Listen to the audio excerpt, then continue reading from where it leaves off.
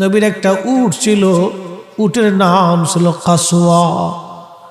এই কাসওয়া উট একাধারে 3 দিন খাওয়া দাওয়া বন্ধ করে দিয়েছিল, কেউ তাকে পানি পান করাইতে পারে নাই। কাসওয়া উট একাধারে 3 দিন পর্যন্ত কেঁদেছিল নবীর বিরহ বেদনায়, বিরহ বেদনা। এই উট কেঁদে কেঁদে হয়রান, বিরহ বেদনা সহ্য করতে না পেরে উট কাঁদে রে, কাঁদে উট কাঁদে, বিরহ বেদনা সহ্য করতে না পেরে উট কাঁদে রে, সহ্য করতে না পেরে 3 দিন পরে উট কুয়ার মধ্যে ঝাঁপিয়ে পড়ে আত্মহুতি দিয়েছিল।